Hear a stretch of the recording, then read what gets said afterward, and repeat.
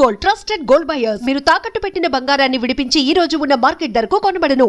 Dhurandhar 2 Hollywood బాలీవుడ్ని Sheikh చేసిన cinema.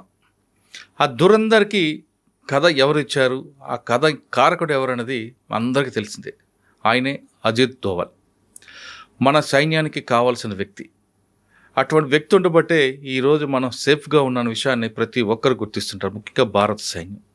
అందుకే ప్రధానమంత్రి మోడీ గారి దగ్గర నుండి క్యాబినెట్లో ఎవరైనా ఆయన మాటకి విలువిస్తుంటారు. మన సైన్యానికి ఆయన దిక్సూచి లాంటివాడు.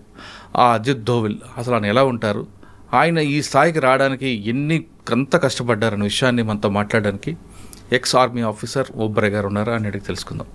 సార్ నమస్తే. నమస్తే సార్. అజిత్ దోవల్ సార్, మనకి ఆయన అంటే మనకే కాదు భారత సైన్యానికి ఆయన కళ్ళు చెవు ముక్కి ఏమన్నా ఆయనే చెప్పొచ్చు. అంటే ఆయన ఇచ్చిన ప్లాన్ని వీళ్ళు యాక్షన్ చేస్తుంటారన్నది చాలామంది చెప్తుంటారు. అంటే ఈరోజు అజిత్ దోవల్ అంటే ఇండియా కాదు సార్. అజిత్ దోవల్ సలహా ప్రపంచంలో ఆల్మోస్ట్ 40 పైగా దేశాలు తీసుకుంటారు సార్. అంత మాస్టర్ మైండ్ సార్ ఆయన. మాస్టర్ మైండ్ అంటే గూఢాచారం, కూట్నీతి ఇవన్నీ ఎలా చేయాలి, ఒక టెక్స్ట్ బుక్ డెఫినేషన్ ఎగ్జాంపుల్లో ఎలా ఎగ్జిక్యూట్ చేయాలి, మాస్టర్ మైండ్ సార్. అంటే ఆయన మైండ్లో ఏం నడుస్తుందో ఎవ్వరికీ తెలియదు సార్. పక్కన ప్రధానమంత్రి కూర్చొని ఉంటారు, ఆయనకు కూడా తెలియనివ్వడు సార్. ఎందుకంటే గూఢాచారి యొక్క బేసిక్ మూలమే సీక్రసీ సార్. ఎవ్వరికీ చెప్పకుండా కడుపులోనే దాచుకొని మొత్తం ప్లాన్ డిజైన్ చేసిన తర్వాత ఎగ్జిక్యూషన్ ముందు ఓకే సార్ ఆ టిక్ పెట్టించుకోవాలి కదా, ఓకే సార్ అని చెప్పి అప్పుడు చెప్తాడు. గో హెడ్ అని చెప్పించుకుంటాడు అంతే. గ్రీన్ సిగ్నల్ కోసం మాత్రమే. అండ్ చాలా సిన్సియర్గా only need to know basis. దేశానికి ప్రధానమంత్రి అయినా సరే అన్ని విషయాలు ఆయనకు కూడా చెప్పడు. ఎందుకంటే ఇన్ఫర్మేషన్ ఎక్కడి నుంచి ఎలా లీక్ అవుద్దో తెలియదు కాబట్టి ఎన్నో విషయాలు ఆయన దగ్గరే దాచుకుంటాడు, ఆయన కడుపులో దాచుకుంటాడు. 100% సార్. రా ఒక ఇంటెలిజెన్స్కి ఏజెంట్ అవ్వాలి అంటే కావాల్సిన బేసిక్ క్వాలిటీయే అబ్జర్వ్ చేయాలి, సైలెంట్గా ఉండాలి.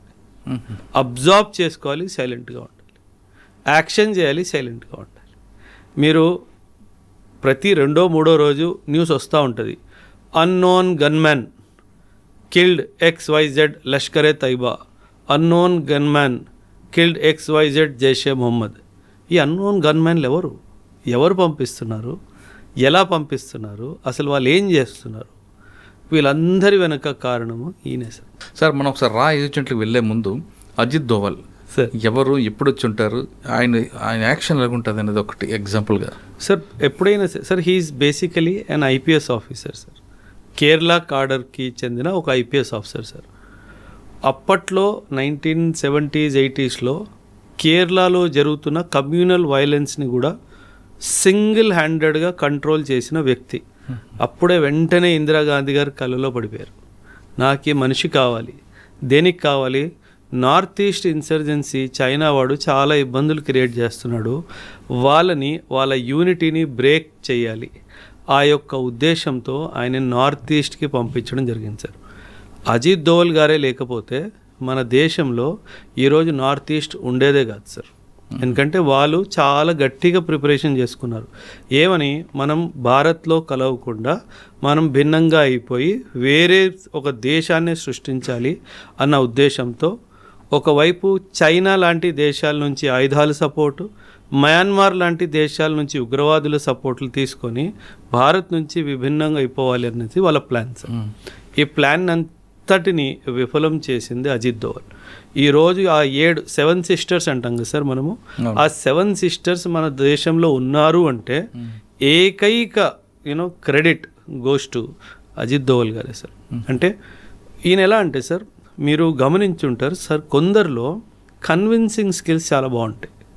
అంటే వాళ్ళు చెప్పింది మనకు వినేయాలనిపిస్తుంది, మనల్ని నమ్మేయాలనిపిస్తుంది. అంటే 2 పక్షాలని కూర్చోబెట్టి ఇద్దరికి అడ్వాంటేజ్గా చూపిస్తూ కానీ దేశాన్నే ప్రయారిటీగా పెట్టి కన్విన్స్ చేసే కెపాసిటీ ఆయనలో ఉంది సార్. అందుకే ఆయన్ని జేమ్స్ బాండ్ ఆఫ్ ఇండియా అని కూడా అంటారు సార్.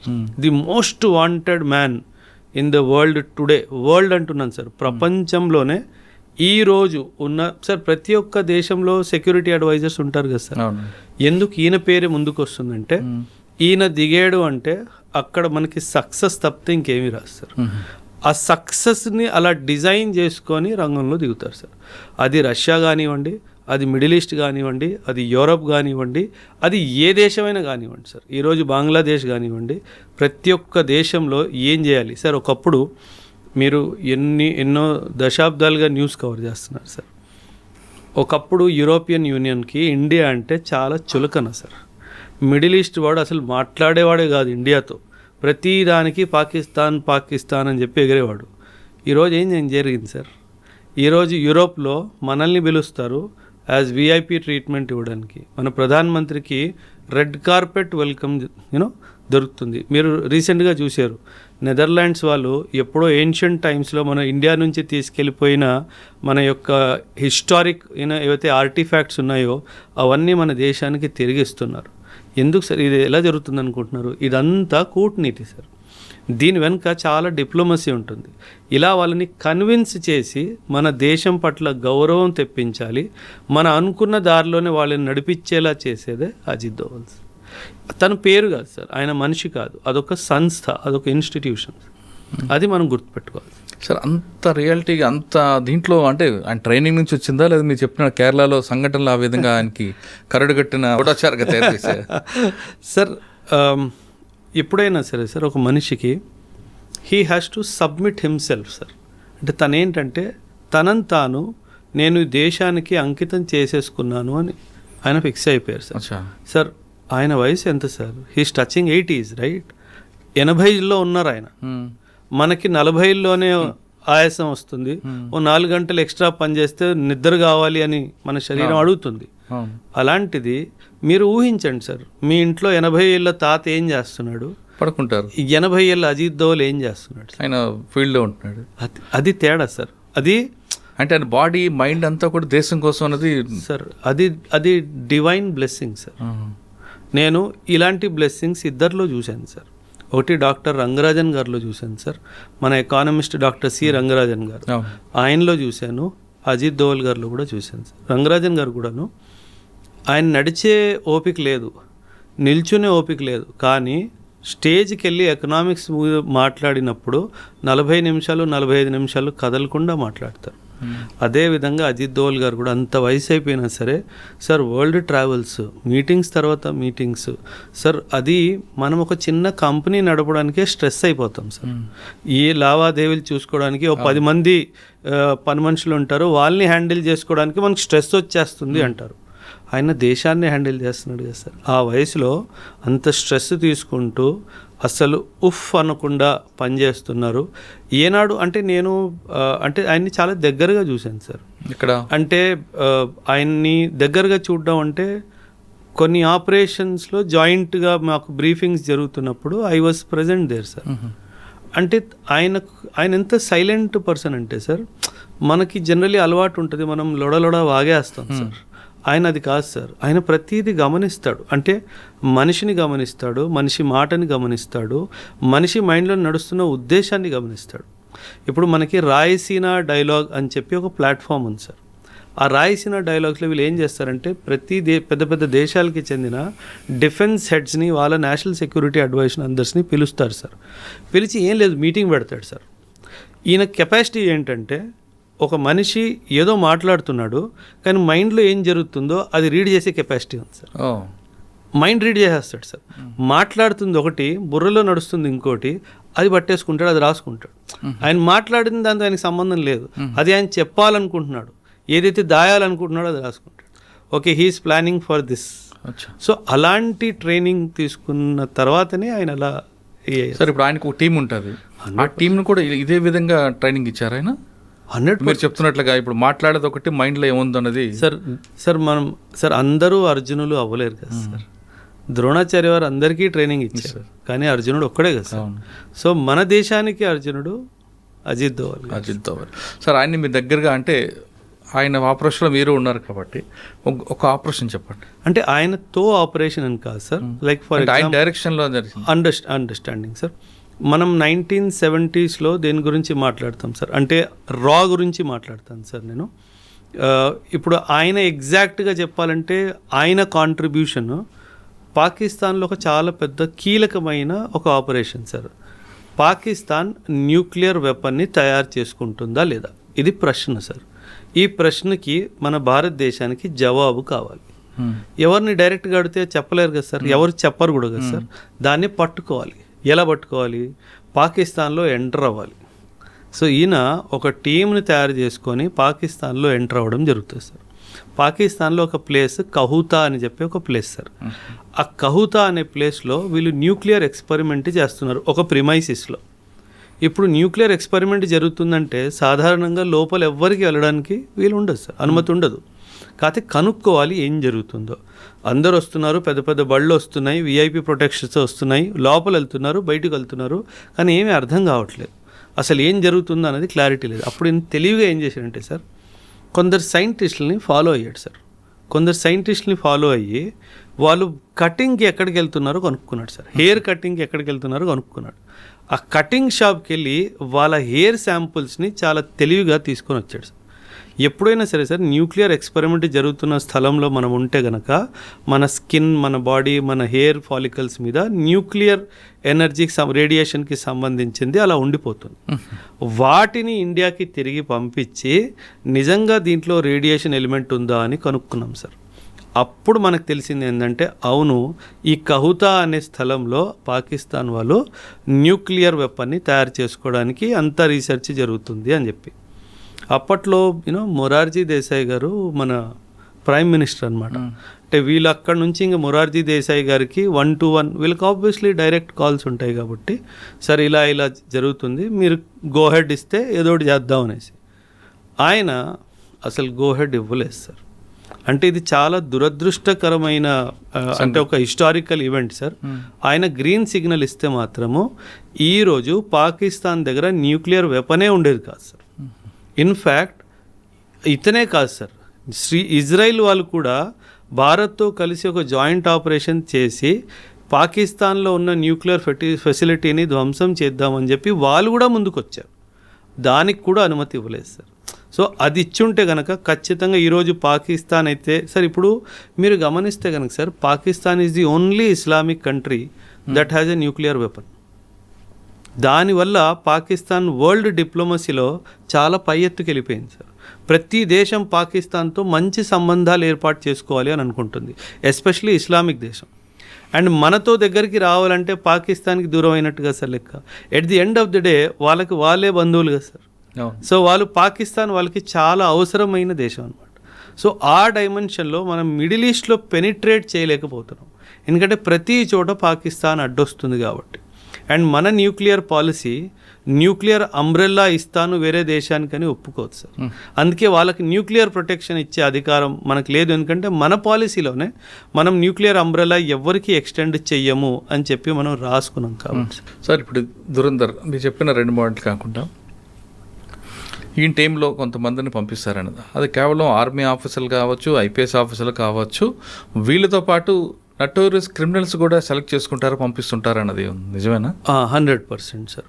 జనరలీ ఏం చేస్తారంటే సార్, అంటే before I talk anything sir, ఒక ఏమంటారు డిస్క్లైమర్ సార్ మీ ఆడియన్స్కి. పబ్లిక్ డొమైన్లో లేని ఇన్ఫర్మేషన్ గురించి నేను మాట్లాడను సార్. ఏదైతే కాన్ఫిడెన్షియల్ నేచర్ ఉంటుందో అది నేను చెప్పను సార్. సో నేను చెప్పిన దానివల్ల ఏ కాన్ఫిడెన్షియాలిటీ లీక్ అవ్వదు సార్, ఎందుకంటే ఆల్రెడీ అది పబ్లిక్ డొమైన్లో ఉన్న విషయం అంతే మాట్లాడతాను, దాని మించి మాట్లాడను సార్. కానీ మన దేశంలో అండ్ అంతర్రాష్ట్రీయంగా కూడా చూసుకున్న కొన్ని దేశాల్లో ఒక ప్రాక్టీస్ ఉంది సార్. ఒక ప్రాక్టీస్ ఏంటంటే, కొందరు ఖైదీలు ఎవరైతే యావజ్జీవ కారాగార శిక్షో లేకపోతే వాళ్ళకి ఇంకేదైనా మేజర్ పనిష్మెంట్ ఇచ్చినట్టయితే వాళ్ళలో దేశం పట్ల ఒక పాజిటివ్ భావన ఉంది అని అనుకుంటే అలాంటి వాళ్ళని ట్రైన్ చేసి యాజ్ ఏ రా ఏజెంట్స్గా వేరే దేశాలకి పంపించే ఒక ఆనవాయితీ మన దేశంలో కూడా ఉంది సార్. మన దేశంలో కూడా ఉంది. సో ఖచ్చితంగా దురంధర్ సినిమాలో మీరు అన్నట్టుగా చూపించింది అది వాస్తవం సార్, అది వాస్తవం. కానీ ఒక విషయం సార్, రా ఏజెంట్ అంటే దురంధర్ అంటే అది సినిమా కాబట్టి కొంచెం డ్రామటైజ్ అవుతుంది సార్. అంటే యాజ్ ఎ బాడీ బిల్డర్ చూపించడం అదంతా జరుగుతుంది, కానీ రా ఏజెంట్ అది కాదు సార్. రా agents are trained on close quarter battle, అంటే 1-to-1 ఫిస్ట్ ఫైట్ ఎలా చేయాలి, ఎలా క్లీన్గా ఎటువంటి శబ్దం కానీ ఎటువంటి అటెన్షన్ రాకుండా ఒక మనిషిని ఎలా క్లియర్ చేయాలి ఇవన్నీ నేర్పిస్తారు sir. In fact Israeli martial arts Krav Maga అని ఉంటుంది సార్. ఆ క్రఫ్ మాగా టెక్నిక్స్ కూడా మన రా ఏజెంట్స్కి నేర్పిస్తారు. ఏంటంటే క్రఫ్ మాగా అంటే? Krav Maga is a close quarter battle sir. అంటే అవి ఎన్నో మార్షల్ ఆర్ట్స్ని మిక్స్ చేసి ఒక ఏజెంట్కి ఎలాంటి ఏమంటారు క్లోజ్ క్వార్టర్ బ్యాటిల్లో అటాక్ చేసే టెక్నిక్స్ ఉంటాయో అవన్నీ నేర్పిస్తారు sir. So that is the most deadliest what you call attack techniques in the world sir today. ప్రపంచం నేర్చుకుంటుంది సార్ క్రాఫ్. ఆ రా ఏజెంట్స్కి కవర్ ఎలా ఉంటుందండి? ఏ కవర్లో వెళ్ళచ్చు? చాలా కవర్ ఉంటాయి సార్. ఇన్ఫ్యాక్ట్ మీరు ఇందాక అడిగిన ప్రశ్న ఇంకో ప్రశ్న మిగిలిపోయింది. లైక్ మీరు అన్నారు ఐపీఎస్ ఆఫీసర్లు ఉంటారా, ఆర్మీ వాళ్ళు ఉంటారా అన్నట్టుగా. సార్ యాక్చువల్లీ మీరు ఒక విషయం అర్థం చేసుకోండి సార్.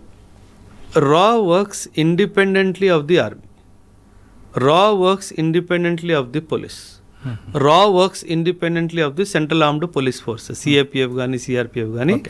సాధారణంగా వీళ్ళతో కలిసి ఆపరేషన్స్ రా చెయ్యదు సార్. కానీ ఆ ఏజెన్సీలో వీళ్ళు మీకు చెప్పిన ముగ్గురు ఏజెన్సీ కూడా వెళ్తుంటారు, డిప్యుటేషన్ వెళ్తుంటారు కదా? వెళ్తారు, అదే చెప్తున్నాను సార్. ఒకవేళ ఒక ఆర్మీ నుంచి ఒక ఆఫీసర్ని డెప్యుటేషన్కి రాలో పంపిస్తే అప్పుడు అతను రా మనిషి, ఆర్మీ మనిషి కాదు సార్. అవును. ఎందుకంటే కమాండ్ అండ్ కంట్రోల్ అంతా వీళ్ళ దగ్గరే ఉంటుంది sir. The research and analysis wing వాళ్ళ దగ్గరే ఉంటుంది. కాబట్టి ఎప్పుడైతే డెప్యుటేషన్కి ఇప్పుడు నన్నే ఆర్మీ నుంచి అందులో పంపించారు అనుకోండి సార్, అప్పుడు నన్ను ఆర్మీ రోల్స్ నుంచి తీసేస్తారు.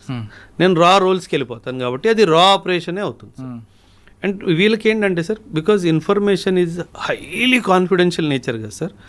వేరే డిపార్ట్మెంట్తో కోఆర్డినేషన్ చేస్తే అది ఇన్ఫర్మేషన్ లీక్ అయ్యే ఛాన్స్ చాలా ఎక్కువగా ఉంటుంది sir.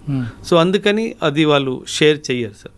And yes, IPS officers కానీ అంటే ఐపీఎస్ ఆఫీసర్స్ అతి ఎక్కువగా ఫీల్డ్ ఆపరేషన్స్కి వెళ్ళకపోవచ్చు సార్.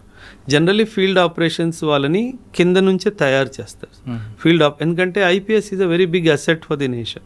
ఆయన ఏమన్నా పట్టుకుంటే దొరికిపోతే చాలా డిప్లొమాటిక్ ప్రాబ్లమ్స్ వస్తాయి. ఎందుకంటే ఆయన ఐడెంటిటీ చాలా ఈజీగా తెలిసిపోతుంది, ఈ was an ex IPS officer అని చెప్పి.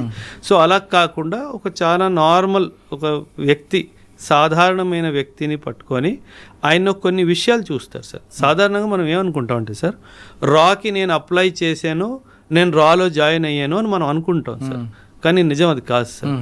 రా మిమ్మల్ని అప్లై చేసేలాగా చేస్తుంది సార్. అంటే రా వాళ్ళు మిమ్మల్ని తీసుకోవాలి అని ఫిక్స్ అయ్యారు అనుకుందాం సార్. మాకు మురళీ గారు కావాలి అని అనుకున్నాను సార్. ఆల్మోస్ట్ ఒక సంవత్సరంన్నర మిమ్మల్ని అబ్జర్వ్ చేస్తారు సార్. మీ మొత్తం అకౌంట్స్ అన్నీ హ్యాక్ అయిపోతే మీకు అసలు ఏం తెలియదు. మీ ఫోన్ హ్యాక్ అయిపోయింది, మీ ల్యాప్టాప్ హ్యాక్ అయిపోయింది, మీ ఇల్లు మొత్తం బగ్గింగ్ అయిపోయింది సార్. మీరు ఎవరితో మాట్లాడుతున్నారు, మీరు ఏం చేస్తున్నారు అంతా వాళ్ళకి తెలిసిపోతుంది సార్. ఇక్కడ ఐడియా ఏంటంటే మురళీ గారి వీక్నెస్ ఏంటి పట్టుకోవాలి. మురళీ గారి వీక్నెస్ డబ్బా, మురళీ గారి వీక్నెస్ అమ్మాయా, మురళీ గారి వీక్నెస్ ఇంకేమైనా హోదానా, ఇవన్నీ తెలుసుకుంటారు. అచ్చా, ఈ మనిషికి ఇలాంటి వీక్నెస్ ఏమీ లేవు అండ్ దేశం పట్ల ఒక మంచి పాజిటివ్ మైండ్ సెట్ ఉంది అని అనిపిస్తే అప్పుడు మీ ద్వారానే వాళ్ళు అప్లికేషన్ పెట్టిస్తారు. ఎలా అంటే ఏవైతే రాకి సంబంధించిన పోస్టులు అవన్నీ ఉంటాయో అవి మీకు రీడైరెక్ట్ అవ్వడం స్టార్ట్ అవుతాయి డిజిటల్ సోర్స్ నుంచి. మీరేమనుకుంటారు, నేనే అప్లై చేసానేమో అనుకుంటారు, కానీ అది రా వాళ్ళే పంపిస్తారు, మీరు అప్లై చేస్తారు. సో ఆ తర్వాత ట్రైనింగ్ ఆల్మోస్ట్ 1.5 to 2.5 years కూడా జరుగుతుంది సార్. ఎక్కడ ఉంటుందండి? Multiple locations. అది కాన్ఫిడెన్షియల్ సార్, అది మనం చెప్పడానికి వీల్లేదు. అంటే అందులో చాలా ఉంటాయి విషయాలు. అందులో ఫర్ ఎగ్జాంపుల్ మిమ్మల్ని ఆఫ్ఘాన్ సెక్టర్కి తయారు చేస్తున్నారు అనుకుందాం సార్. ఆ Murali sir has been identified, తెల్లగా ఉంటాడు, బాగానే ఉంటాడు, గడ్డం మీసం వచ్చేస్తే ఆఫ్ఘానీ వాళ్ళ అనిపిస్తే మురళీ సార్ని ఆఫ్ఘనిస్తాన్ అని డిసైడ్ చేశారనుకోండి. Afghanistan geography, Afghanistan history, Afghanistan culture, Afghanistan language, Afghanistan food habits మొత్తం మీకు నేర్పిస్తారు. ఆ డ్రెస్సింగ్ స్టైల్ నుంచి అన్నీ మీకు నేర్పిస్తారు. సో ఈ ప్రాసెస్ అంతా ఆల్మోస్ట్ 2.5 years పడుతుంది. అంటే మనం రిక్రూట్ చేసాము, 10 రోజులు ట్రైనింగ్ ఇచ్చేసాము, పంపించేసాము, అలా ఉండదు సార్. ఈజీగా 1.5 to 2.5 years ఆఫ్ టైం పడుతుంది సార్ మిమ్మల్ని ఇండక్ట్ చేసాము. సో అందువలన ఎప్పుడైనా గుర్తుపెట్టుకోవాలి సార్, రా ఏజెంట్ ఒక దేశంలోకి ఎంటర్ అయ్యాడు అంటే ఇంకా ఇటువైపు నుంచి జీరో కాంటాక్ట్ అటువైపు నుంచే రావాలి తప్ప ఇటువైపు నుంచి ఎప్పుడు కాంటాక్ట్ అవ్వదు. కానీ ఇంకో విషయం, ఎక్కడైతే మన రా ఏజెంట్ని ప్లాంట్ చేస్తారో ఆయన మీద కన్నేసి ఉంచడానికి ఇంకొకరిని ప్లాంట్ చేస్తారు. ఎందుకంటే డబుల్ ట్యాప్ అయ్యే అవకాశం ఉంది సార్. మనం మన మనిషి అని చెప్పి పంపించాము, మన మనిషి అక్కడ వెళ్ళి వాళ్ళ మనిషి అయిపోతే మన మీద ఏమన్నా జరిగితే అది ఇబ్బంది ఉంటుంది కదా సార్. సో ఖచ్చితంగా ఆయన మీద కన్నేసేవాడు ఉంటాడు, ఆయన మీద కన్నేసేవాడు మూడోవాడు ఉంటాడు. సో ఇలా ఒక రింగ్ లాగా అయిపోతుంది. సో ఒకరి మీద ఒకరు కన్ను పెట్టుకొని ఉంటారు సార్. ఇప్పుడు ఫస్ట్ రింగ్ వెళ్ళాడు అనుకోండి. అవును సార్. ఆయనకు 2 years ట్రైనింగ్ ఇచ్చారు. అసలు ఆయన కంప్లీట్గా డెడికేట్గా దేశం కోసం వెళ్ళిపోయాడు. అంటే దానికి ఒక టైం బాండ్ ఉంటుందా? 8 సంవత్సరాలు ఈ ఆపరేషన్ టార్గెట్ కంప్లీట్ రావాలని, అంటే ఈ 2 సంవత్సరాలు 3 సంవత్సరాలు టార్గెట్ అయ్యే వరకు ఈ ఫ్యామిలీని పూర్తిగా మర్చిపోవాలా? ఇంకా అంటే ఫ్యామిలీ ఆ డైమెన్షనే లేదు సార్, అసలు ఆలోచనలోనే మైనస్ సార్. కానీ అప్పటికి పెళ్ళి ఉంది అనుకోండి, పిల్లలు ఉంటారు కదా, ఇంకా పని మీద వెళ్ళాను అంతే సార్. అంతే అంతే. గవర్నమెంట్ పని మీద ఆఫ్ఘనిస్తాన్ వెళ్తున్నాను, లేదా గవర్నమెంట్ పని మీద ఫ్రాన్స్ వెళ్తున్నాను. ఫ్రాన్స్ అని చెప్పి ఆఫ్ఘనిస్తాన్ వెళ్ళొచ్చు, ఆఫ్ఘనిస్తాన్ చెప్పి శ్రీలంక వెళ్ళొచ్చు. అంతే అంతే. చెప్పడానికి వీల్లేదు, ఎందుకంటే అక్కడ వాళ్ళ ఇంట్లో కూడా బగ్ ఉంది. అవును. నువ్వేం చెప్తున్నావో, నువ్వు ఇంట్లో ఏం వాళ్ళకి సార్, ఇఫ్ యు ఆర్ ఎ రా ఏజెంట్, నీ మైండ్లో ఏం జరుగుతుందో పాలిగ్రాఫిక్ టెస్ట్ చేసుకొని తెలుసుకుంటాడు. మీరు అబద్ధం చెప్పడానికి కూడా వీల్లేదు కాబట్టి sir because national secret is in your hand. So 0 error syndrome sir, అసలు 0 error కూడా మనం అసలు ఒప్పుకోవడానికి వీల్లేదు. సార్ ఆ విధంగా ట్రైనింగ్ తీసుకున్న తర్వాత ఏదో స్టేట్ కంట్రీకి పంపారు, అక్కడ కవర్ ఏదో డ్రైవర్ గానో లేదంటే బ్యాంక్ ఆఫీసర్ గానో ఏదో ఒకటి ఇస్తారు sir. Cover could be beggar also. మాది beggar. Cover could be politician also. అదే మన దురందో సినిమా టైప్లో 100%. సార్ ఇజ్రాయిల్ వాడు యూనో మిడిల్ ఈస్ట్ కంట్రీస్లో వాళ్ళు స్పైలా పంపించిన వాళ్ళు దేశానికి రాష్ట్రపతులు అయిపోవాలా, అంత బాగా కవర్ చేస్తారు వాళ్ళు. So don't think that spy అనగానే బిచ్చగాడ్లా ఉంటాడు, స్పై అనగానే డ్రైవరు కూలోళ్ళ పనిచేస్తాడు, కుక్లా పనిచేస్తాడు. Not necessarily. A high ranking official can also be are agent. Yeah అది మనం ఎప్పుడైనా సార్ పాకిస్తాన్ అనుకుందాం సార్ ఫర్ ఎగ్జాంపుల్. వాళ్ళకి ఏముంది సార్, కక్కూర్తనం, డబ్బుల కోసం దేశాన్ని అమ్మేసే జాతి వాళ్ళది. సో కొన్ని డబ్బులు వాళ్ళ మొహన్ పడేస్తే వాడు ఏమైనా చేస్తాడు కదా సార్. నన్ను ఎమ్మెల్యే చేయొచ్చు, ఎంపీ ఏమైనా చేయొచ్చు, మిమ్మల్ని రాష్ట్రపతి చేసేస్తారు, మిమ్మల్ని ప్రధానమంత్రి చేసేస్తారు. అందులో ఏముంది సార్, వాళ్ళు డబ్బుల కోసం ఏమైనా చేయడానికి సిద్ధంగా ఉన్నారు సార్. సో మన దగ్గర డబ్బుకి దేవుడి దేవల లక్ష్మీదేవి కటాక్షంగా మనకి ఏ తక్కువ లేదు దేశానికి. సో హ్యాపీగా ఎవరిని ఆ విధంగా ఒక టార్గెట్ ఇచ్చారనుకోండి, మనకి ఏదో కంట్రీలో సీక్రెట్స్ కోసం పంపించారు, ఆ టార్గెట్ అయ్యే వరకు రాకూడదా? Generally no sir. ఇన్ఫ్యాక్ట్ ఒక్కొక్కసారి ఏమవుతుందంటే సార్, ఆ టార్గెట్ అయిపోయిన తర్వాత కూడా అడిషనల్ టాస్క్ కూడా ఇచ్చే అవకాశం ఉంది సార్. అంటే ఇప్పుడు ఫర్ ఎగ్జాంపుల్ ఒక ఏజెంట్ని ఒక లష్కరే తైబాకి చెందిన ఒక కమాండర్ని ఎలిమినేట్ చేయడానికి పంపించారు, రైట్ సార్. వీడు చాలా ఎక్సలెంట్గా ఒక 6 నెలలు 8 నెలలు టైం తీసుకొని వాడు మూమెంట్ అంతా ట్రాక్ చేసి అసలు 0 error తోటి వాడిని ఎలిమినేట్ చేయడం జరిగింది సార్. ఈ గన్మెన్ ఎపిసోడ్స్ నా బుర్రలో ఎన్ని ఎంటుకలు ఉన్నాయో దానికంటే ఎక్కువ ఉన్నాయి సార్. సో ఇప్పటికొచ్చి వాస్తవం సార్, ఒక్క ప్లాన్ ఒక్క ఆపరేషన్ ఫెయిల్ అవ్వలేదు సార్. ఏనాడైనా గన్మెన్ దొరికిపోయాడా అని విన్నారా సార్? లేదు, ఉండదు. సమస్య లేదు సార్, అది ఏ కంట్రీలో ఉండదు, అది ఫుల్ ప్రూఫ్ సార్ అది. ఎందుకంటే వీళ్ళు చాలా ఎందుకంటే మీరు అన్నట్టు మీరు టైం స్లాగ్ వాళ్ళకి టైం ఉండదు సార్, వాళ్ళకి టార్గెట్. నీకు టార్గెట్ ఇచ్చాను, ఈ పాకిస్తానీ బ్రిగేడియర్ వీడు 1999 వార్లో మన దేశానికి అన్యాయంగా ఇచ్చేసాడు, ఇంతమంది సైనికుల్ని చంపించింది వీడిని ఎలిమినేట్ చేయాలి, నీ టార్గెట్ టైం తీసుకో. సో మనము ఎంత క్లాసికల్గా ఎగ్జిక్యూట్ చేసామంటే, ఒక బ్రిగేడియర్ రీసెంట్గా పాకిస్తానీ బ్రిగేడియర్ వాడు రిటైర్మెంట్ అయ్యి రోజు రిటైర్మెంట్ తీసుకొని ఇంటికి వెళ్తుంటే దారిలో చంపాం సార్. అంటే వాడిని చంపాలి, అది ఫిక్స్. వాడి ఇంటికి వెళ్తే ఆ రోజు సాయంత్రం వాడు retirement end as a brigadier. వాడి ఇంటికి వెళ్ళే ముందు వాడిని చంపాం సార్, వాడి ఇంటి గుమ్మం ముందు చంపేవాడు. అది రా సార్. ఓకే, ఆ టార్గెట్ అయిపోయిందండి, మీరు చెప్పిన టాస్క్ క్లోజ్. నెక్స్ట్ అడిషనల్గా యాడ్ అవుతుందా, లేదు వాళ్ళు తిరిగి బ్యాక్ టు హోమ్కి వచ్చి? జనరల్లీ ఏమవుతుందంటే సార్, ఇది అక్కడికి వెళ్ళి కిలో బియ్యం తీసుకురా కాదు కదా sir. It's a very highly stressful task sir. సాధారణంగా పిలిపించేస్తారు సో దట్ ఒక 2 months 3 months ఫ్యామిలీతో టైము కొంచెం కూల్ డౌన్ అయ్యి. ఎందుకంటే సార్ సార్ బీయింగ్ ఏ రా agent is not being a chef in a hotel. It is not that work sir. అనుక్షణము నేను ఎవరినో తెలిసిపోతుందా, నేను దొరికిపోతానా, నన్ను చంపేస్తారా, అనుక్షణం మీ మైండ్లో ఆ స్ట్రెస్ ఉంటే మీరు ఎలా ఉంటారు సార్? మనం ఓన్లీ మనం చేస్తున్న పిచ్చి పని కూడా స్ట్రెస్ తీసేసుకుంటాం. జస్ట్ ఇమాజిన్, మీరు స్టూడియోకి వస్తున్నారు, స్టూడియోలో ఎవరోడో నా కోసం కాసుకొని కూర్చొని ఉంటాడు, వాడు నన్ను ఈరోజు వేసేస్తాడు అనిపిస్తే మీరు ఎంత ఫ్రీ మైండ్తో ఉండగలరా సార్? ఉండలేవు. Imagine somebody 8 months, 10 months, 12 months, 14 months, 2 years ఆ స్ట్రెస్ని తట్టుకోకుండా ఎవ్వరికీ దొరకకుండా అక్కడ కూర్చొని ఆపరేషన్ ఎగ్జిక్యూట్ చేస్తే జనరలీ మనం తిరిగి పిలిపించేస్తాం. ఒకటి అప్రిసియేషన్ కోసం పిలుస్తాం, రెండోది రెస్ట్ అండ్ రికూప్ అంటారు సార్. ఆ రెస్ట్ అండ్ రికూప్ కోసం కూడా సాధారణంగా పిలిచేస్తాం. కాకపోతే మోటివేషన్ లెవెల్ ఈ ఏజెంట్స్ ఎలా ఉంటుందంటే, సార్ వాడితో పాటు వాడిని కూడా చూశాను, నాకు కొంచెం టైం ఇస్తే వాడిని కూడా వేస్తా, అక్కడ నుంచే వస్తుంది సార్. అది సార్ అది అల్టిమేట్ కిక్ కదా సార్. మన దేశానికి హాని చేసిన వాడిని చంపడంలో వచ్చే కిక్ ఇంకేం కిక్ ఉంది సార్? అవసరం లేదు. ఇంక వాడంతా పోతుంది. వాడిని నేను ఈరోజు వేసేసాను అన్న అనుభవము వాడిలో ఉన్న అలసట అంతా ఒక 5 seconds వ్యానిష్ అయిపోయింది.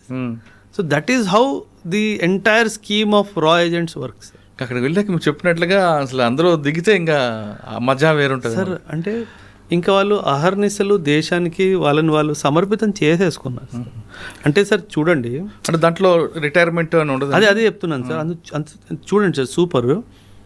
ఒక సైనికుడు దేశాన్ని సేవ చేస్తూ ప్రాణాలు కోల్పోతే ఒక మారటైర్ అని చెప్పి న్యూస్ పేపర్లో పెద్ద పెద్ద పొలిటీషియన్స్, పెద్ద పెద్ద సమాజానికి చెందిన వాళ్ళు వెళ్ళి వాళ్ళ రెస్పెక్ట్స్ వాళ్ళు ఇస్తారు. కానీ ఒక సైలెంట్గా ఒక ఏజెంట్కి ఏమైనా అయితే అసలు మావాడు కాదనేస్తారు కదా సార్. అంటే మన దేశము మనల్నే కాదు అని అనేస్తుంది, అయినా సరే మనం మన దేశం కోసం పోరాడాలి. ఆ ఆలోచన రావాలి అంటే మీరంతా కమిటెడ్గా ఉండాలి సార్. అసలు అది దాన్ని మించింది లేదండి, అసలు లేదు కదా సార్. అంటే మన అందరికీ ఒక రికగ్నిషన్ మనకు పురుగు ఉంటుంది. ఒరే నేను చేశానని చెప్పరా, నేను చేశాను రా, వాడికి అసలు ఆ ఫీలింగే లేదు కదా సార్. అయితే చేశాను లేదా అంతే సార్, అయితే చేశాను లేకపోతే పోతాను అంతే. మూడో ఆప్షన్ లేదు కదా సార్ అక్కడ. అంటే అక్కడ నేను దొరికిపోతే వీళ్ళు ఫోన్ చేస్తే నన్ను పంపించేస్తారు, లేదు కదా సార్. అది గుర్తుపెట్టుకోవాలి సార్. గ్రేట్ అండి. అసలు మనం మాటల్లో చెప్పలేము సార్. రా ఏజెంట్స్ చేసే ఈ దేశానికి రా ఏజెంట్స్ చేస్తున్న త్యాగం కానీ సర్వీస్ కానీ దానికి సాని లేదు సార్. ఇంక దానికి కంపారిజనే లేదు సార్, అసలు చేయడానికి వీల్లేదు. కానీ మన దగ్గర రా ఏజెంట్ ఉన్నారు, వేరే కంట్రీలో ఇంకొక ఏజెంట్ ఉంటారు, వాళ్ళు కూడా మన దగ్గర తీసి పంపిస్తుంటారు భారతదేశానికి. ఐఎస్ఐ అని పెడుతుంటారు, కానీ వాళ్ళ యాక్టివిటీ వేరే కనిపిస్తుంటాయి కదండి. అంటే వేరేగా అంటే ఇప్పుడు మన దగ్గర ఉంది, మనం టాస్క్ ఇచ్చాం, మన కంట్రీకి లాస్ చేస్తున్నాం, ఆ టాస్క్ మీదే ఉంటుంది తప్ప అక్కడ అరాచకాలు చేయాలనో లేదా ఇంకోటి మనం చూపించాం. కానీ పాకిస్తాన్ నుంచి వచ్చిన వాళ్ళు ఇక్కడ వాళ్ళ టాస్క్ బ్లాస్టులు చేయడం ఇటువంటి చేస్తుంటారు కదా. వాళ్ళు స్పై ఏజెంట్స్ కాదు, ఆ టెర్రరిస్టులు సార్. వాళ్ళకి అసలు ఏం జీరో. ఆ టెర్రరిస్టులను చూసుకునే బాధ్యత మన ఆర్మీ వాళ్ళు చూసుకుంటారు. అది వాళ్ళు రోజు చేసే పని కాబట్టి వాళ్ళతో పెద్ద ఇదేం లేదు సార్. కానీ మళ్ళీ మనం వెనక్కి వద్దాం. అజిత్ దోవల్ ఆయన టీం ఎంతమంది ఉండొచ్చు అండి? అంచనా లేదండి మనం అసలు నంబర్స్లో. సార్ దురంధర్ సినిమాలో చూపించిన క్యారెక్టర్ దోవల్ కొన్ని వందల్లో ఉంటారు సార్, కొన్ని వందల్లో ఉంటారు సార్. ఆయన కింద పనిచేసే వాళ్ళు. ఆ క్యారెక్టర్ మెయిన్ క్యారెక్టర్ ఏందేనా అనుకోవచ్చా? Definitely sir. వై నాట్ అంటే సింపుల్ సార్. కథానాయకుడు ఈయనే సార్. సినిమాలో చూపించినట్టుగా కథానాయకుడు ఈయనే సార్. కథానాయకుడికి ఎప్పుడు ఏ బటన్ నొక్కాలో తెలుసు సార్. అక్కడ గ్రౌండ్ ఏజెంట్ కూడా తెలియదు. మీరు చూసుంటే సినిమా ఎక్కడ బటన్ నొక్కాలో ఆయన తెలుసు. ఆ పొలిటీషియన్ మనోడే అన్న విషయం వీడికి ఏనాడైనా తెలిసిందా? తెలియదు కదా సార్. ఆ కథానాయకుడికి ఏ బటన్ ఎప్పుడు నొక్కాలో వాడికి తెలుసు సార్. ఇదే కాదు సార్, మీరు టైగర్ జిందా హే సినిమా ఒకవేళ చూసుంటే కనుక Salman Khan cinema, yeah Tiger Zinda Hai, Tiger Abhi Baaki Hai, ఏదో పేరు మీద సినిమా ఉంది సార్. అక్కడ పరేష్ రావల్ ఉంటాడు సార్ మిడిల్ ఈస్ట్లో. వీళ్ళకి ఆ విషయం తెలియదు, మనోడే అని చెప్పేసి. లాస్ట్ మూమెంట్లో అక్కడ ఉన్న సైనికులు వీళ్ళని చంపైపోతే మధ్యలో చాపుతాడు. అప్పుడు వీళ్ళకి అర్థమైపోతుంది. అప్పుడు వీడు అంటాడు, ఒరే నువ్వు పుట్టక ముందు ఈ భూమిలో నేను వచ్చా, సో నువ్వు బచ్చాగాడిలా ఉండు అని చెప్తాడు వాడు. సో ఎవరు మనల్ని ఎలా ఎందుకంటే స్టార్టింగ్లో పరేష్లో ఒక స్టేట్మెంట్ ఇస్తాడు, నా ఒక కన్ను నీ మీద ఉంది అంటాడు. అప్పుడు కూడా మనం ఎవరికి స్విచ్ అలగదు, అరే వీడు కూడా మన రాయజెంటేరా అని చెప్పేసి. మనకేమనిపిస్తుంది, వాడు ఏదో బిజినెస్ పరంగానే ఏదో డైలాగ్ కొట్టాడు అనిపిస్తుంది. కానీ వాస్తవానికి ఏంటి, వాడు చెప్తాడు, ఒరే నా కన్ను ఒకటి నీ మీద ఉంది, నాకు నీ మీద భరోసా లేదురా అంటాడు. ఆ భరోసా లేదంటే ఏంటి, నువ్వు ఎప్పుడొకప్పుడు దొరికిపోతావు, నేనే రావాలరా నేను సేవ్ చేయడానికి అన్నట్టుగా. సో ఆ డైమెన్షన్లో సార్ సో ఖచ్చితంగా కవరప్స్ ఉంటారు సార్, ఖచ్చితంగా కవరప్స్ ఉంటారు. కానీ మీరు అన్నట్లుగా వాళ్ళు దేశం కోసం అంకితం అవుతున్నారు కాబట్టి కుటుంబం అవన్నీ ఆలోచించారు సార్. వాళ్ళకి శాలరీస్ ఎలాగ ఉంటాయండి? వాళ్ళు శాలరీస్ కోసం పని చేయరు సార్, స్పెషల్ అలవెన్సెస్ ఉంటాయి సార్. రా వాళ్ళకి స్పెషల్ అలవెన్సెస్ ఉంటాయి, వాళ్ళకి సంవత్సరానికి ఒక నెల శాలరీ బోనస్గా ఇస్తారు సార్. ఇంక దీనికంటే వివరాలు వద్దులేదు. రా ఎగ్జిక్యూటివ్ అయిపోయింది, అజిత్ దోవల్ గారు చేయింది. మీరు చేసిన ఆపరేషన్లో మంచి ఆపరేషన్ చెప్పండి సార్. 2008 ముంబై బాంబ్ బ్లాస్ట్ జరిగింది సార్. 2008లో ముంబై బాంబ్ బ్లాస్ట్ జరిగింది. ఆ ముంబై బాంబ్ బ్లాస్ట్లో మన దేశం ఒక రిప్లై ఇవ్వాలి కదా సార్. అవును, అటాక్ చేయాలో ఏదో ఒకటి చేయాలి. అప్పుడు మాకు ఆర్డర్స్ ఏమొచ్చాయంటే sir, you deploy in the borders అన్నట్టుగా కొన్ని సర్వేలెన్స్ ఎక్విప్మెంట్స్ని పెట్టండి అన్నట్టుగా కొన్ని ఆదేశాలు మాకు వచ్చాయి సార్. అంటే 2008 వరకు నేను నార్మల్ యూనిట్లో ఉన్నాను, పీ స్టేషన్లో ఉన్నాను. అకస్మాత్తుగా బార్డర్కి వెళ్ళాలి, అకస్మాత్తుగా యుద్ధం అయ్యే అవకాశం ఉంది. చూడండి ఎలా పల్స్ మారిపోతుంది, మైండ్లో పల్స్ ఎలా మారిపోతుంది సార్. ఇన్స్టెంట్గా ఓవర్ నైటే ట్రావెల్, డే టైంలో ట్రావెల్ చేయడం తెలియలేదు. డే టైంలో ట్రావెల్ చేస్తే ఎనిమీ సర్వేలెన్స్ సిస్టమ్ ద్వారా తెలిసిపోతుంది. ఓవర్ నైట్కి వెళ్ళి దొంగచాటున బార్డర్ దగ్గర ఒక సర్వేలెన్స్ ఎక్విప్మెంట్ పెట్టాలి అంటే ఆషామాషిగా సార్. అంటే దట్ వాజ్ అండ్ ఆ సర్వేలెన్స్ ఎక్విప్మెంట్ ద్వారా మనం ఎనిమీ డీప్ టెరిటరీలో చూడాలి అంటే ఒక హైట్ మీద పోవాలి సార్. దాన్ని మాస్ట్ అంటారు, MAST, మొబైల్ మాస్ట్ ఉంటుంది. 30 మీటర్స్ హైట్ మీద మొబైల్ మాస్ట్ మీద ఆ సర్వేలెన్స్ ఎక్విప్మెంట్ పెట్టి ఎనిమీ లోపలికి డీప్గా 12 కిలోమీటర్ల లోపలికి చూడాలి అని మాకు ఆదేశం. ఇమాజిన్, నువ్వు 30 మీటర్స్ హైట్లో కూర్చొని ఉన్నావు, చిన్న తప్పు నీ లొకేషన్ వాడికి దొరికితే ఇంకేది మిగలదు. వాడికి తెలుసు 2008 26/11 ముంబై బ్లాస్ట్ జరిగింది, అటాక్స్ జరిగాయి, భారత్ ఏదో ఒకటి చేస్తుందని చెప్పి వాడు కూడా కాపు కాసుకొని కూర్చుంటాడు కదా సార్. ఒక చిన్న మూమెంట్ తప్పు నువ్వు ఎక్కుతున్న సౌండ్ వల్ల వాడికి తెలిసినా, నువ్వు ఎక్విప్మెంట్ సెటప్ చేస్తున్న సౌండ్ వల్ల వాడికి తెలిసినా, నువ్వు అబ్జర్వ్ చేస్తున్నావు అన్న రేడియో ఫ్రీక్వెన్సీ సిగ్నల్స్తో కూడా వాడికి తెలిసినా, నీ communication silence, though communication was completely silence, radio set open చేయడానికి వీల్లేదని చెప్పేశాడు సార్. అబ్జర్వేషన్ ఇవ్వాలి, అబ్జర్వేషన్ చేసి కింద కమాండ్ పోస్ట్కి ఇవ్వాలి, ఏం చేయాలో మీతో సంబంధం లేదు. అంటే పరిస్థితి ఎలా అయిపోయిందంటే, ఇటు కదలలేము, ఇటు ఒక చిన్న సౌండ్ చేయలేము, వాడేమో మనల్నే చూస్తున్నాడు, వాడు ఎప్పుడు ఎలా రియాక్ట్ చేస్తాడో తెలియదు. అంటే ఫస్ట్ టైం ఆ పోస్ట్ ఎక్కడది? రాజస్థాన్ బోర్డర్. ఫస్ట్ టైం లైఫ్లో సార్ భయం అంటే ఏంటో అర్థమైంది సార్. ఆ రోజు రాత్రి అమ్మ ఇంత భయంకరంగా ఉంటుందా ఎక్స్పీరియన్స్. అండ్ మీరు డైరెక్ట్ ఫైరింగ్ రేంజ్లో ఉన్నారు సార్. వాడు మా అయితే ఒక్కసారి మిస్ అవుతాడేమో, రెండోసారి మిస్ అవడు. అంటే మనకి ఎటువంటి డిఫెన్స్ సిస్టమ్ లేకుండా మనం చాలా ధైర్యంగా ఎనిమీ ఇన్ఫర్మేషన్ మూమెంట్స్లో ఏమన్నా మూమెంట్ ఉందా ట్రాక్ చేసి కమాండ్ పోస్ట్కి పంపించడం అన్నది చాలా డిఫికల్ట్ టాస్క్ సార్.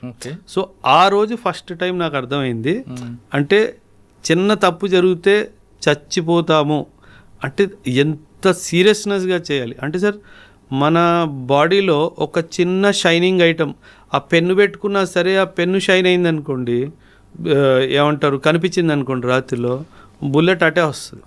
సో చాలా తస్మాత్ జాగ్రత్త అంటాం కదా సార్. అంటే మీ గురించి ఏం తెలియకుండా మేము ఈ షూస్ ఉన్నాయనుకోండి సార్, ఈ mast mobile mast iron elevated post sir, iron మీద కాలు పెడితే సౌండ్ వచ్చింది కదా సార్, దీనికి బట్ట చుట్టుకోవాలి అండ్ సౌండ్ రాకుండా. అంటే నా కడియం వేసుకుంటాను కదా సార్, ఆ కడియం రాడ్ తగులితే సౌండ్ వస్తుంది, కడియం మొత్తం చేసుకొని దాన్ని దారంతో కట్టి, దానికి కూడా లైట్ పడితే దారంతో కట్టేయాలి దీన్ని. సో అంటే చిన్న చిన్న విషయాలు చాలా జాగ్రత్తగా ఉంటే కానీ అలాంటి ఆపరేషన్స్ ఎగ్జిక్యూట్ చేయలేము సార్. చాలా ఇన్ఫర్మేషన్ గ్యాదర్ వచ్చింది సార్. పాకిస్తాన్ చాలా విపరీతంగా వాళ్ళు పోస్టుల మీద వచ్చి ఆక్యుపై చేయడం జరిగింది సార్. అంటే బట్ సమ్హౌ అటాక్ ఏం మనం చేయలేదు. ఇన్ఫ్యాక్ట్ సార్ 2008 ముంబై అటాక్స్ తర్వాత మన దేశం ఎటువంటి కీలకమైన యాక్షన్ పాకిస్తాన్ మీద తీసుకోపోవడం అన్నది చాలా పెద్ద దుర్భాగ్యమైన విషయం సార్. ఏదైతే ఇప్పుడు పహల్గామ్లో జరిగిందో తిరిగి మనం ఎలాగైతే ఆపరేషన్ సింధూర్ చేసామో అలాంటిది 2008లో చేసుంటే కనుక వీళ్ళకి ఇంత ధైర్యం వచ్చేది కాదు సార్. సో అది మనం 2008లో మాత్రం చాలా పెద్ద తప్పు చేసాం సార్. అసలు ఏమీ చేయలేదు సార్. 2001 పార్లమెంట్లో అటాక్ అయినప్పుడు కనీసం మనం మొత్తం మిలిటరీని తీసుకెళ్ళి బార్డర్లో కూర్చోబెట్టి ఆ దాడికి వస్తున్నారు అని చెప్పి వాడికి భయమైనా పెట్టాం. కానీ ఈసారి 2008లో అసలు ఏమీ చేయలేదు సార్. అంటే కొన్ని స్ట్రక్చరల్ చేంజెస్ వచ్చాయి, ఆ తర్వాత ఎన్ఎస్జీ హబ్స్ కొత్తగా పెట్టడం జరిగింది, అవన్నీ జరిగాయి. కానీ ఒక వాడికి బుద్ధి చెప్పే ఒక్క విషయం చేయలేదు సార్. ఆపరేషన్ సింధూర్ మాత్రం టాప్ కదండి. అదే సార్. 21st సెంచురీలో నేను 20th సెంచురీని కూడా కౌంట్ చేసేస్తాను సార్. అంత పర్ఫెక్ట్ ప్రెసిషన్తో క్యారీ అవుట్ చేసిన ఆపరేషన్ ఏదైనా ఉంది అంటే అది ఆపరేషన్ సింధూర్ సార్. అంటే ఎంత ప్రిసైజ్ ఆ బ్రహ్మోస్ మిజైల్ సార్. అసలు మనకి అది బ్రహ్మాస్త్రం లాంటిది సార్. అసలు ఆ బ్రహ్మోస్ మిజైల్కి జవాబే లేదు సార్. ఎందుకంటే ఒక క్రూజ్ మిజైల్ అయ్యి ఉండి, క్రూజ్ మిజైల్ అంటే సార్ ఇది పైకి వెళ్ళదు ఆకాశంలో, ఒక స్ట్రైట్ లాగా వెళ్తుంది అనమాట. ఒక క్రూజ్ మిజైల్ అయ్యి ఉండి అంత వేగంగా అది వెళ్తుంది కాబట్టి దాన్ని పట్టుకునే మిజైలే లేదు సార్. అందుకే పాకిస్తాన్ దగ్గర బ్రహ్మోస్కి జవాబే లేదు సార్. అండ్ ఎంత యాక్యురసీ అంటే సార్ 3 meters ఆ రేంజ్ లోపలనే అది యాక్యురేట్గా పడుతుంది సార్. ఇప్పుడు ఈ బిల్డింగ్ మనం కూర్చొని ఉన్నాం సార్. ఈ బిల్డింగ్లో ఏ ఫ్లోర్లో ఏ ఆఫీస్లో ఎవడి మీద వేయాలి చెప్పు అని అడుగుతాడు. అచ్చా, ఏరియా కాదు, బిల్డింగ్ కాదు, బిల్డింగ్లో ఏ పడుతుంది 3 మీటర్లు సార్. 3 మీటర్లు ఎంత మీరు నేను కూర్చొని స్పేస్. వాడు ఇక్కడ పడేయాలనుకుంటే వచ్చి మధ్యలోనే పడుతుంది. అది మీ మీద పడదు, నా మీద పడదు. అంత ఎక్సలెంట్ అక్యురసీతో మనం తయారు చేసాం సార్. ఇప్పుడు మీరు వినుంటే కనుక పాకిస్తాన్లో ఎయిర్ బేసెస్ మీద మనం అటాక్ చేసాం. మీరు గుర్తుంటే ఎయిర్ బేస్ మీద అటాక్ చేసాము. వాళ్ళు ఆ ఎయిర్ బేస్ కింద కమాండ్ పోస్ట్ తయారు చేసుకున్నారు సార్. ఎన్ని మీటర్లు? ఆల్మోస్ట్ 200-250 feet కింద ఉంది ఆ యొక్క న్యూక్లియర్ కమాండ్ పోస్ట్. ఆ న్యూక్లియర్ కమాండ్ పోస్ట్కి ఏసీ వెంట ఉంటుంది కదా సార్. భూమి కింద ఉంది అంటే ఏసీ గాలి వెళ్ళాలి కదా. ఆ ఏసీ వెంట లోపల నుంచి కొట్టాను సార్. ఎందుకంటే కమాండ్ పోస్ట్కి steel and iron reinforced with cement ఉంటుంది. దాన్ని మనం బంకర్ బస్టర్ ఉంటే కనుక పేల్చలేము. మన దగ్గర బంకర్ బస్టర్ బాంబు లేదు. ఏం చేయాలి అప్పుడు? ఏసీ వెంట్ ద్వారా లోపలికి వెళ్ళాలి సార్. ఏసీ వెంట్ ఎంత ఉంటుంది సార్? ఎంత ఉంటుంది సార్? 2x2 1x1 ఉంటుంది. అంత ప్రెసిషన్గా దాని లోపల నుంచి పోయింది సార్. అది సార్, అది టాలెంట్. ఎందుకంటే సార్ మనము we are not experts in weapon manufacturing sir. కానీ ఇప్పుడు రానున్న 20-30 సంవత్సరాలు మాత్రం sir excellent boost for weapons manufacturing. ఎందుకంటే మన దేశము, మన ఇప్పుడు ఉన్న గవర్నమెంట్ చాలా డైమెన్షన్స్లో ప్రైవేటైజేషన్ కూడా తీసుకొచ్చింది సార్ వెపన్స్ మ్యానుఫ్యాక్చరింగ్లో. India is going to be the hub of weapons manufacturing for the world sir. India కాదు, ఫార్ ది వరల్డ్. మనకి యూరోప్ నుంచి ఆర్డర్స్ వస్తాయి, మనకి మిడిల్ ఈస్ట్ నుంచి ఆర్డర్స్ వస్తాయి, మనకి ఈస్ట్ ఏషియా నుంచి కూడా ఆర్డర్స్ వస్తాయి. అంటే మన ఇజ్రాయెల్ని పక్కన పెట్టచ్చు అంటే వాళ్ళతో కలిసి చేద్దాం సార్. పక్కన ఎందుకు పెట్టాం సార్? ఇజ్రాయిల్ మనకి చాలా మంచి స్నేహపూర్వకమైన దేశం సార్. 1948, 47 ఇప్పుడు స్నేహపూర్వకం తర్వాత మారచ్చు కదండి. అంటే సార్ కొన్ని సంబంధాలు అంటే వ్యవహారికంగా మనం చూసుకుంటే 47 వారు, 62 వారు, 65 వారు, 71 వారు, 99 వారు, మేజర్ ఇంటెలిజెన్స్ షేరింగ్. ఏ రోజు సార్ ఒక్క విషయం గుర్తుపెట్టుకోండి సార్, దుష్మన్ కా దుష్మన్ దోస్త్. Simple logic sir. అంతే కదా. ఇజ్రాయెల్ కా దుష్మన్ middle east, Islamic world Pakistan, Pakistan का दुश्मन इंडिया, तो दुश्मन का दुश्मन दोस्त हुआ ना सर. एंड इस्लामिक वर्ल्ड में एक ही देश के पास nuclear weapon the only country that has nuclear weapon is Pakistan. So వాడు శత్రువు అయినప్పుడు శత్రువు దోస్తుగా కదా. సింపుల్గా సార్. అసలు మనకి ఇజ్రాయిల్కి భేదాలు వచ్చే అవకాశమే లేదు సార్. అంటే ఎన్నటికీ ఈ రిలేషన్షిప్ పాడవ్వదు సార్. ఎందుకంటే మనం గతంలో కూడా చూసుకున్నా సరే సార్, జ్యూస్ ఎవరైతే ఉన్నారో మనం హిస్టరీ చరిత్ర మొత్తం తీసేసినా ఈ భూమి మీద 193 దేశాలు ఉన్నాయి సార్. 193 దేశాల్లో కేవలం ఒక్క దేశము, నా భారతదేశము జ్యూస్ని ఏ రోజు మనం ఇబ్బంది పెట్టలేదు, చంపలేదు సార్. అందుకే జ్యూస్ వాళ్ళు ఈరోజు కూడా వాళ్ళ పిల్లలకి ఏం నేర్పిస్తారంటే, మాకేమైనా అయిపోయినా ఇరాన్ లాంటి దేశం మా మీద న్యూక్లియర్ బాంబ్ వేసినా మీకు ఇంకొక ఇల్లు ఉంది, అదే మన భారతదేశము అని చెప్తారు. చూడండి, ఒక దేశము వాళ్ళ పిల్లలకి ఏం నేర్పిస్తుంది, మాకేమన్నా అయిపోయినా మీరందరూ సురక్షితంగా భారత్ వెళ్ళిపోవాలి, అక్కడ మీకు ఆశ్రయం దొరుకుతుంది. సరే, ఈరోజు ఉన్న పరిస్థితుల్లో ఎవడైనా ఇంత క్లారిటీగా వాళ్ళ పిల్లలకి చెప్పే దమ్ము ఎవరికైనా లేదు sir. That is the greatness of my country. Okay sir, మళ్ళీ ప్రజెంట్లోకి వద్దామండి. ఇటీవల బెంగాల్లో బీజేపీ గెలవడం అంత రాజకీయ కోణంలో చూస్తున్నారు తప్ప మన దేశానికి ఎంత సెక్యూరిటీగా వచ్చిందన్న విషయాన్ని కొంతమంది గమనించట్లేదండి. అక్కడ చికెన్ నెక్ ఆ పాయింట్ని కాపాడడంలో గత ప్రభుత్వం విఫలమైంది. ఇప్పుడు బీజేపీ ప్రభుత్వం వచ్చింది కాబట్టి ఖచ్చితంగా దాని మీద ఎక్కువ ఫోకస్ ఉంది. ఎందుకంటే అది దాని మీద మన గ్రిప్ కోల్పోతే చైనా నుంచి కానీ భూటాన్ నుంచి కానీ వేరే వేరే కంట్రీస్ అంతా లోపలికి వస్తారు. అది పాకిస్తాన్ కూడా మరో కారిడార్ అవుతుంది అన్నది చాలామంది అంటుంటారు. అది వాస్తవం కాదు. అసలు ఆ చికెన్ నెక్ సార్, అసలు ఆ సిలిగురి, నేను బెంగాలే కదా సార్, అస్సాం కూడా మాట్లాడుతాను. అస్సాం అండ్ బెంగాల్లో ఉన్న ప్రభుత్వం రావడము దీన్ని పొలిటికల్ యాంగిల్గా చూడకూడదు సార్. దీన్ని ఒక స్ట్రాటజిక్ యాంగిల్లో చూడాలి. నేషనల్ సెక్యూరిటీకి అయితే 100% నేషనల్ ఇంట్రెస్ట్ అంటారు సార్, నేషనల్ ఇంట్రెస్ట్ యాంగిల్లో చూడాలి. బంగ్లాదేశ్ వాడు ఎంత దుర్మార్గుడు అంటే సార్, మనం జన్మనిస్తే పుట్టింది ఆ దేశం, రుణబంధం ఉండాలి వాడికి, సిగ్గులేని దేశం సార్ అది. అంటే కేవలం మతానికి సంబంధించి నువ్వు వెర్రి వేగుతున్నావు. కానీ నేను సార్ ఈరోజు కూడా India Bangladesh Ganga water treaty, Ganga వాటర్ని డైవర్ట్ చేసి అటు బ్రహ్మపుత్ర వాటర్ని డైవర్ట్ చేశాను అనుకోండి సార్, ఆ దేశం కేవలం 30 సంవత్సరాల్లో ఎడారిలా మారిపోయింది సార్. ఎందుకంటే ఈ రివర్ వాటర్ ఫ్లోయింగ్ అంతా నా వైపు నుంచే ఉంది. అండ్ మనం చాలా పెద్ద హృదయంతో నువ్వు తీసుకో అన్నట్టుగా చేసాం. ఈ చికెన్స్ నెక్ విషయానికి వచ్చేస్తే, ఈ చికెన్ నెక్ అనే ప్రాంతం ఏంటంటే సార్, మన వెస్ట్ బెంగాల్ ఈస్ట్కి వెళ్తున్నప్పటికీ సిక్కిం ఇటు భూటాన్ కింద ఒక చిన్న stretch of Indian land sir. వీళ్ళ ప్లాన్ ఏంటంటే, అక్కడ నార్త్లో బంగ్లాదేశ్కి చెందిన ప్రాంతం ఏదైతే ఉందో నార్త్లో రంగపూర్ అనే ప్రాంతము, అక్కడ చైనా వాడు వచ్చి వాడ మిజైల్స్ని వాడ ఎయిర్ క్రాఫ్ట్స్ని పెట్టుకుంటాడు సార్. చైనా అన్నారు కాబట్టి సార్, మన పాకిస్తాన్ కన్నా మోస్ట్ డేంజరస్ చైనా అంటున్నారు కదా ఎనీ టైం సార్. పాకిస్తాన్ ఏముంది సార్, పాకిస్తాన్. కానీ మీరు ఒక విషయం గుడ్ సార్, మీరు చాలా మంచి క్వశ్చన్ అడిగారు. చైనా వాడు ఎప్పుడు మనతో యుద్ధం చెయ్యడు సార్, వాడు చాలా తెలివైన వాడు సార్. వాడు యుద్ధాని కోసం మన మీద పాకిస్తాన్ని వాడుకుంటాడు సార్.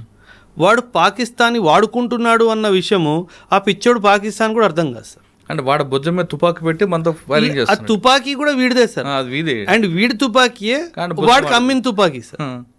అంటే పాకిస్తాన్ వాడిని వాడుకుంటున్నాడు అన్న క్లారిటీ కూడా వాడికి లేదు సార్. సార్ సింపుల్ సార్, ఈ యుద్ధాల వల్ల పాకిస్తాన్కి వచ్చింది ఏంటి? శూన్యం. అంతే, శూన్యం కదా. పాకిస్తాన్ వాడు అన్నెసెసర్లీ చైనా వాడు వాళ్ళ యుద్ధం కోసము, అమెరికా వాడు వాళ్ళ యుద్ధం కోసం నన్ను వాడుకుంటున్నారు. ఒరే, నేను డెవలప్మెంట్ మీద, ఎకనామిక్ డెవలప్మెంట్ మీద, హ్యూమన్ డెవలప్ మీద కాన్సన్ట్రేట్ చేయాలి అన్న ఇంత జ్ఞానం కూడా లేని దేశం సార్ అది. సో చికెన్స్ నెక్కి వెనక్కి వచ్చేస్తే, చైనా వాడు ఉద్దేశం ఏంటంటే సార్, అక్కడ నార్త్ నుంచి అటాక్ చేసి ఒక వ్యాలీ ఉంది సార్, దాన్ని డోక్లాం వ్యాలీ అంటారు. ఇటువైపు సిక్కిము, ఇటువైపు భూటాన్, మధ్యలో వ్యాలీ సార్. ఇక్కడ కింద మన చికెన్స్ నెక్ ఉంది సార్. పైనుంచి అటాక్ చేసి బంగ్లాదేశ్ నుంచి కింద నుంచి అటాక్ చేస్తే ఇండియా నార్త్ ఈస్ట్ అంతా కట్ ఆఫ్ అయిపోతుంది సార్. ఇది వాళ్ళ ఉద్దేశం. అండ్ వెస్ట్ బెంగాల్లో ఇంతకుముందు ఉన్న ప్రభుత్వము ఈ విషయాన్ని గమనించకుండా, ఎటువంటి చర్యలు తీసుకుండా నోరు మూసుకొని కూర్చొని ఉంటే ఎలా సార్? సార్, ఎంతమంది లక్షల మంది ఇల్లీగల్ మైగ్రెంట్స్ బంగ్లాదేశ్ నుంచి వస్తున్నా వాళ్ళ మీద ఎటువంటి చర్యలు తీసుకోకపోతే మన దేశం ఏమైపోవాలి సార్? మీకు గుర్తుంటే కనుక 2019లో 5 ఎన్ఆర్సీ జరిగింది అస్సాంలో సార్. అస్సాంలో ఎన్ఆర్సీ జరిగినప్పుడు అసలు 19 లక్షల మంది ఇల్లీగల్గా మన దేశంలో ఉన్నారు అన్న విషయం మనం గుర్తించినప్పుడు వాళ్ళని తిరిగి పంపించడం స్టార్ట్ చేయాలి కదా సార్. అసలు ఎటువంటి యాక్షన్ లేదు సార్. అంటే మీరు పాలిటిక్స్ కోసము, ఓటు బ్యాంక్ పాలిటిక్స్ కోసము దేశాన్నే మీరు తోసేస్తున్నారు కదా సార్.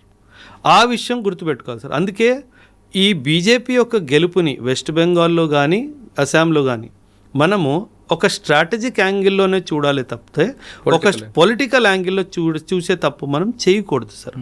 రెండో విషయం ఏంటంటే సార్, నేను I don't support any political party sir. ఒకవేళ బీజేపీ ప్రభుత్వం ఏమైనా తప్పు చేస్తే నేను ఖచ్చితంగా నిలదీస్తాను సార్. మీరు ఇది తప్పు చేశారు. ఇప్పుడు విమెన్ రిజర్వేషన్ బిల్ ఉంది సార్, దాన్ని అనవసరంగా డీలిమిటేషన్ బిల్లుతో యాడ్ చేసి దాన్ని ప్రజెంట్ చేశారు. ఆ బిల్లు కాస్త ఫెయిల్ అయిపోయింది సార్. సార్, మనము విమెన్కి పాలిటిక్స్లో 33% ఇవ్వాలి అని చెప్పి ఎప్పటి నుంచి అనుకుంటున్నాం సార్? అంటే 1947లో మనకి స్వతంత్రం వచ్చింది. ఇప్పుడు కూడా పార్లమెంట్లో చూసుకుంటే సింగిల్ డిజిట్ పర్సంటేజ్లో కూడా విమెన్ లేరు సార్. విమెన్ పొలిటికల్ ల్యాండ్స్కేప్కి వస్తే విమెన్కి సంబంధించిన విషయాల్లో చాలా మార్పులు వస్తాయి. అలాంటి విషయాల మీద ఎందుకు ఈ ప్రభుత్వం చెయ్యట్లేదు అన్న కోపం నాకు బీజేపీ మీద ఖచ్చితంగా ఉంది సార్. ఆ బిల్లు ఖచ్చితంగా పాస్ అవ్వాల్సిన బిల్లు సార్. దాన్ని ఎందుకు అనవసరంగా దాంతో క్లబ్ చేసి పాడు చేశారన్నది. సో అందుకే నేను చెప్తున్నాను సార్, ఏ ప్రభుత్వాన్ని నేను సపోర్ట్ చేయను సార్. ఎవరు బాగా పని చేస్తారో వాళ్ళని సపోర్ట్ చేస్తాం సార్, సింపుల్గా సార్. అది మొత్తం మీద తీసుకుంటే మీరు చెప్తున్నట్లుగా బీజేపీ బెంగాల్లో గెలుపు అనేది నేషనల్ ఇంట్రెస్టింగ్, ఇది 100% కాదు, 100%, 1000%.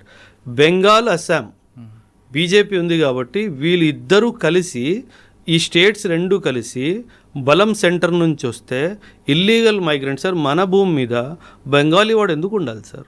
ఒక మాట సార్, ఎందుకు ఉండాలి? బెంగాల్ వాడు బెంగాల్లో ఉండాలి, ఈస్ట్ బెంగాల్ వాడు. మన ఇండియాలో బెంగాలీస్ ఉన్న వాళ్ళు వెస్ట్ బెంగాల్లో ఉంటారు. ఆ ఈస్ట్ బెంగాల్ వాడు మన దేశానికి అసలు ఎందుకు రానివ్వాలి సార్?